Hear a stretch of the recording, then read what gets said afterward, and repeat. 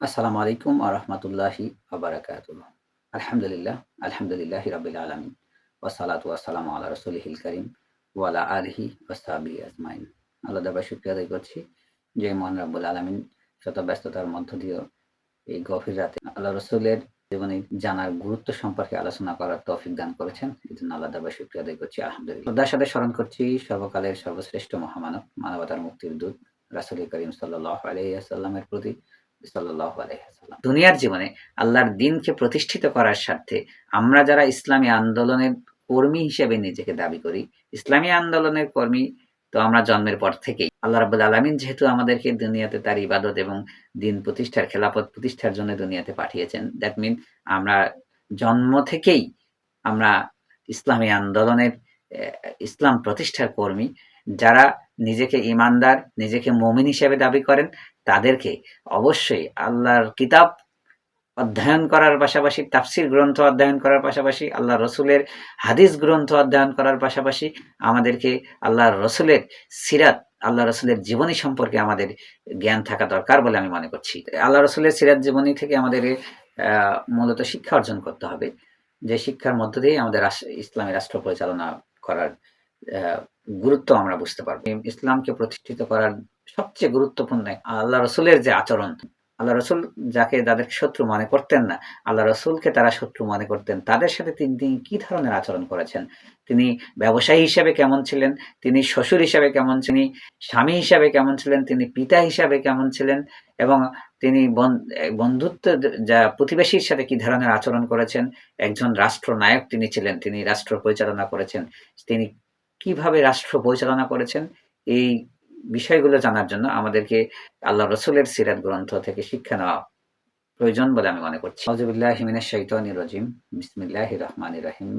লাকাদ কানা লাকুম ফি রাসূলিল্লাহি উসওয়াতুন হাসানাহ। সাদাকাল্লাহুল আযীম। আমাদের জন্য আল্লাহর রসুলের মধ্যে উত্তম আদর্শ রয়েছে। লিমান কানা ইয়ারজুল্লাহ ওয়াল ইয়াউমিল আখির। আমাদের মধ্যে যারা শেষ দিবসের আশা রাখে, ওয়া যাকারাল্লাহি কাসীরা, যারা আল্লাহকে অধিক স্মরণ করে। আল্লাহ রাব্বুল আলামিন এই আয়াতে বলছেন, তোমাদের মধ্যে আল্লাহ রসুলের আদর্শই হচ্ছে উত্তম আদর্শ। আল্লাহ এবং আল্লাহর আখিরাতকে যারা বিশ্বাস করে, তারা আল্লাহ রসুলের আদর্শকে ধারণ করে, আল্লাহকে অধিক স্মরণ করে, তারাই আল্লাহ রসুলের যে আদর্শ আছে সেই আদর্শকে আমাদের ধারণ করতে হবে। সূরা কালামের ৪ নম্বর আয়াতে আল্লাহ রাব্বুল আলামিন এখানে আল্লাহ রসুলের চরিত্রের কথা তুলে ধরে বলেছেন, ওয়াইন্নাকা আলা খুলুকিন আযীম, নিশ্চয়ই আপনি মহান চরিত্রের অধিকারী। সূরা জুমার ২ নম্বর আয়াতে আল্লাহ রাব্বুল আলামিন বলেছেন, হুয়াল্লাযী বাআসা ফিল উম্মিয়িনা রাসূলুম মিনহুম, তিনি তোমাদের মধ্য থেকে, নিরক্ষরদের মধ্য থেকে পাঠিয়েছেন তার রসুলকে, ইয়াতলুনা আলাইহিম আয়াতি, যে তাদের কাছে আল্লাহর আয়াত পাঠ করে শোনায়, ওয়া ইউযাক্কিহুম, তাদেরকে পবিত্র করে তোলে, ওয়া ইউআল্লিমুহুমুল কিতাবা ওয়াল হিকমা,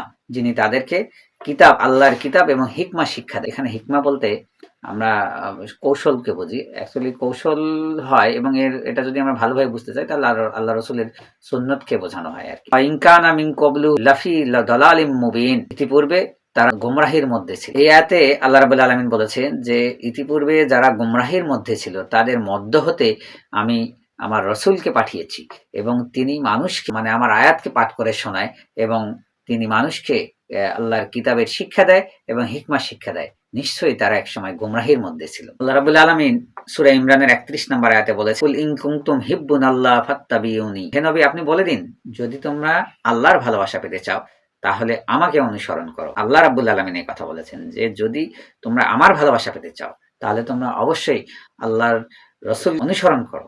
যারা আল্লাহ রসুলকে স্মরণ করবে, আল্লাহ রাব্বুল আলামিন বলেছেন, ইউবিকুমুল্লাহ, আল্লাহ তোমাদেরকে ভালোবাসবেন, ওয়া ইয়াগফির লাকুম যুনুবাকুম, এবং তোমাদের যে অপরাধগুলো আছে সেই অপরাধগুলোকে ক্ষমা করে দিবেন। আল্লাহ রসুল সাল্লাল্লাহু আলাইহি সাল্লাম বলেছেন, লা ইউকমিনু আহাদুকুম হাত্তা লা তাকুনু আহাব্বা ইলাইহিম মিন ওয়ালাদিহি ওয়ালিদিহি ওয়ান্নাসিহি আজমাইন। আল্লাহ রাসূল সাল্লাল্লাহু আলাইহি ওয়াসাল্লাম এই হাদিসে বলেছেন, তোমাদের মধ্যে কেউ পরিপূর্ণ মুমিন হতে পারবে না যতক্ষণ পর্যন্ত তারা সবথেকে বেশি আমাকে ভালোবাসবে না। দ্যাট মিন আমাদের দুনিয়ার অর্থ সম্পদ, পিতা মাতা, সন্তান সন্তানতি, পরিবার, সবচেয়ে বেশি যতক্ষণ পর্যন্ত আমরা আল্লাহর রাসূলকে ভালোবাসবো না ততক্ষণ পর্যন্ত আমরা কখনোই মুমিন হতে, পরিপূর্ণ একজন মুমিন হতে পারবো না। আল্লাহ রাসূল অন্যত্র একটি হাদিসে বলেছেন, তারাকতু ফিকুম আমরাইন লা ইন তামাসসাকতুম বিহিমা নানতাবিল আবাদা কিতাবা আলাল্লাহি রাসূলিহি। আল্লাহ রাসূল সাল্লাল্লাহু আলাইহি সাল্লাম বলেছেন যে আমি তোমাদের জন্য আরো দুটি জিনিস রেখে গেলাম, একটা হলো আল্লাহর কিতাব এবং আল্লাহ রাসূলের যে সুন্নত।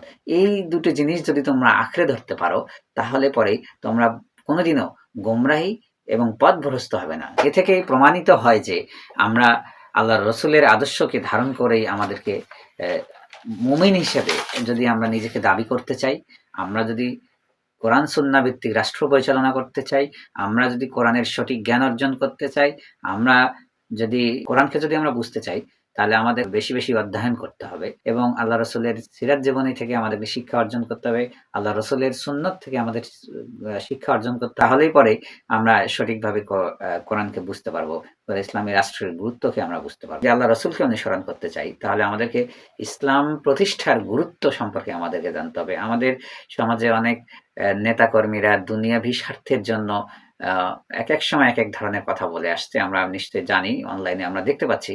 অনেকেই বলতেছে আমরা শরিয়া আইনে বিশ্বাস করি না, অনেকেই বলছে কোরআনের সাথে রাজনীতির কোনো সম্পর্ক নেই। এই কথাগুলো যদি আমরা বলে থাকি তাহলে তো আমরা নিশ্চয়ই আমরা গোমরাহির মধ্যে আছি। আমাদের সঠিক জ্ঞান কোরআন এবং হাদিসের এবং আল্লাহ রসুলের জীবনী থেকে শিক্ষা অর্জন করা নেই বিধায় আমরা এই কথাগুলো বলতে আমাদের মুখে বাধে না। অথচ আমরা নিজেকে নিজেকে মুসলিম হিসেবে দাবি করি, নিজেকে ইমানদার হিসেবে দাবি করি, কিন্তু আল্লাহ রসুলের জীবনী থেকে আমরা শিক্ষা অর্জন করতে পারিনি বিধায় আমরা আমাদের মুখ থেকে আজকে এই ধরনের কথাগুলো উচ্চারিত হচ্ছে।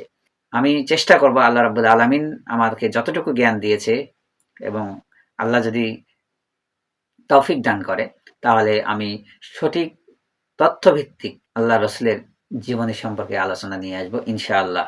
আল্লাহ রাব্বুল আলামিন যেন আমাকে সেই তৌফিক দান করেন। আমার তৌফিক ইল্লা বিল্লাহ। আসসালামু আলাইকুম ওয়া রাহমাতুল্লাহি ওয়া বারাকাতুহু। ইনশাআল্লাহ।